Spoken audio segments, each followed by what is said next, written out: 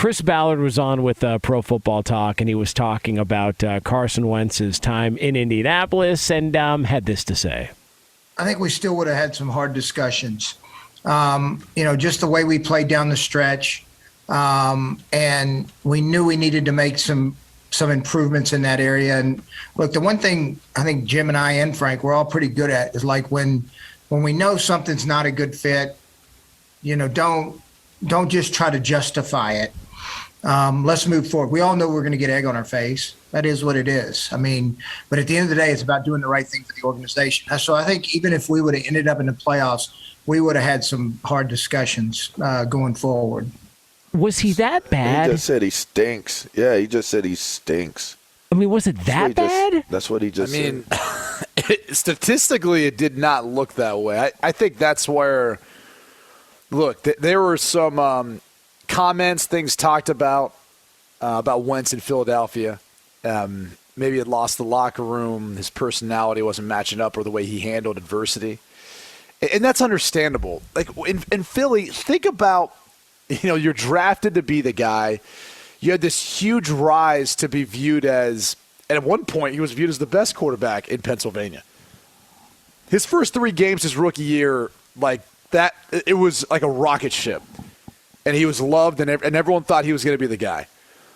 And then his rookie year kind of, fizzles out a little, which you would expect. And then I think, was it his second year or third year? He ends up being on an MVP pace. If he doesn't get hurt, he's probably winning the MVP that year. Yeah. And the team goes on to win a Super Bowl. So you look at that and you go, okay, all right.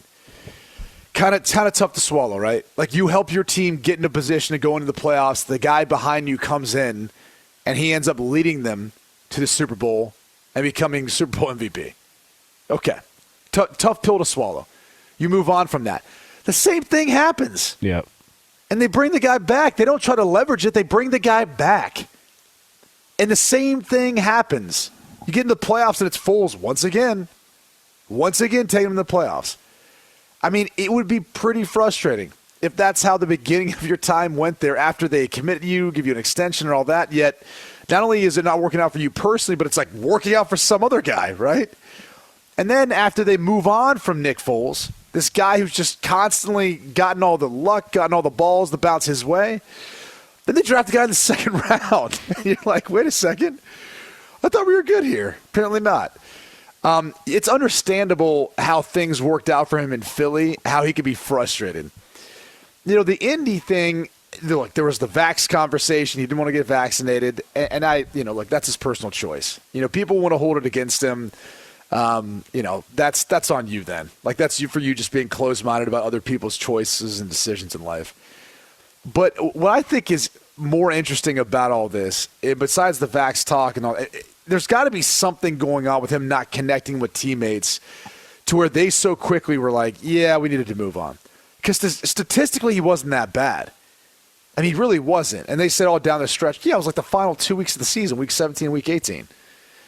But I think the other interesting observation is, look how fast the Colts were able to move on and trade for his replacement, right? And they got a guy who was, coming from Atlanta because the team was, flirting with Deshaun Watson. And we talked about the domino effect of that. Meanwhile, you've got the Cleveland Browns who just want to keep hanging on to Baker Mayfield. And it's like they both – look, the Colts took on Matt Ryan's contract, was pretty heavy. They paid last year. They paid Carson Wentz $21.3 million. That was his cap hit. So, you look at the whole situation and moving on, it's like, well, like they had to pony up to it too and admit, hey, we need to move on a different direction. That's what's fascinating about it, is the Colts have been already moved on, made their moves. They're already set to go for the season. And the Browns are still like dangling Baker Mayfield out there. Doesn't make any sense. They said he stink. And that was kind of the conclusion of conclusions, that he's not a fit. He wasn't what we wanted after we had him, and he had to go.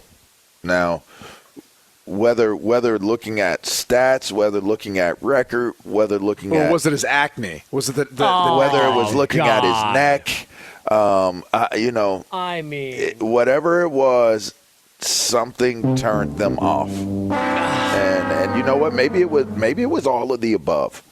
Maybe, just maybe, it was all of the above. I mean, a guy can't walk around with a couple of garlic knots on the back of his neck without Brady making a joke about it. I don't understand. Like, why can't we do a professional show here? All right. I mean, it's trying to spoof away vampires. I don't know why we have to take shots like that here on the show. Also, by the way, it's not like Carson Wentz started off his time in Indianapolis fully healthy. He got injured, so like that's the other part of this too, to where that doesn't count. Okay, but I mean, I'm not the biggest Carson Wentz fan, clearly.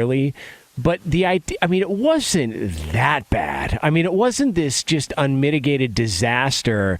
I feel like Phillip took him to the playoffs the year before. I know, but he took him to the playoffs, and had Phillip Rivers not decided to retire, I think he's back at quarterback for the Colts last year. I think he's back at quarterback. But I think with what's interesting about the Wentz stuff is Jim Irsay clearly was over it. Based on comments he made, clearly was over it after the season.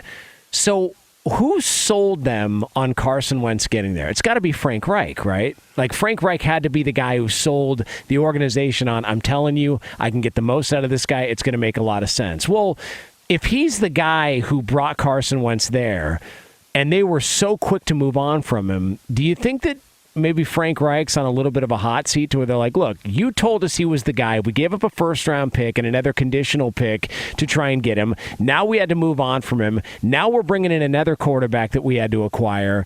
You better be right on this one. Like, it just feels like Frank Reich might be on a little bit of a hot seat just based on him selling Carson Wentz to the organization and it going as poorly as it did, according to Chris Ballard and Jim Irsay. That's what it feels like to me. So you don't think it's the acne is what you're saying? No, I mean, listen, if we want to go acne, what's going to get us more clicks? If it's going to be acne, I'll go acne. That's what I'm in this for. That's all I care about. So, I mean, That's a people popper. Yeah, all right. So we're going to go with the zit. We're going to go with zit, but in all seriousness, 27 touchdowns last year to 7 interceptions, threw for over 3,500 yards, completed 62% of his passes. Not bad. That's not that bad. No. Now, here's what was bad. When it went bad, it was bad. Like, those 7 interceptions were some of the ugliest interceptions you have ever seen. And that happened earlier in the year, which, look, I try to give him the benefit of the doubt. Even though he knows the head coach and probably the offensive system, he's playing with a new O-line, a new group of wide receivers. There's going to be some miscommunication, some things that happen that, it's going to take him a while to adjust. But I mean, it wasn't that bad. Like, they really made him out to be like an awful season. In comparison, looking at his stats, and maybe this is why he was more able to be moved or easily able to be moved, because his stats were better than Mayfield's last year. And I know Mayfield was hurt and that was part of it. But if you put on the tape between the two, his tape was better, and that's probably why there's a landing spot. The left-handed interception was impressive. I mean, how many quarterbacks have thrown an interception with both hands in the same season?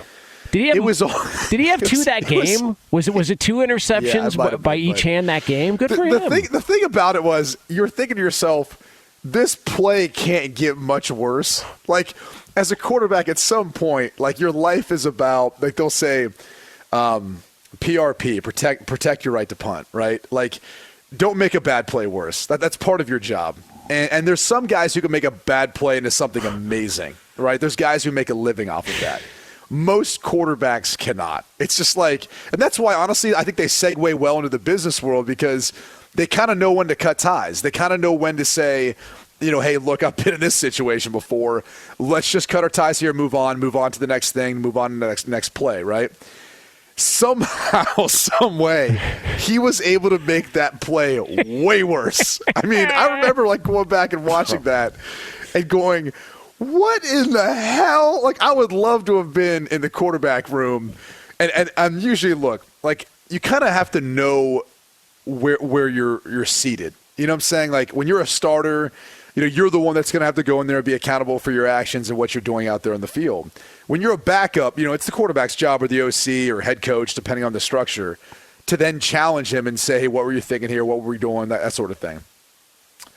If I was a backup in that room, I would have, if no one's going to speak up and ask anything, I'd be like, bro, what were you thinking on this play? Like, I got to know this because I don't want to start laughing once we get into the meeting and someone asks you this question. Like, I got to know. I might have asked that on the sideline, like during the game. Like, what the hell were you thinking? They clowned him. Do you That's why I was an awful. You already I was know, Q. They clowned him bad, and they might have got him in the big room. Like every once in a while, they'll show plays in the big room just to embarrass dudes. To embarrass, just for the laughter of it, the fun of it. They might have put him on in the team meeting room. They might have put that.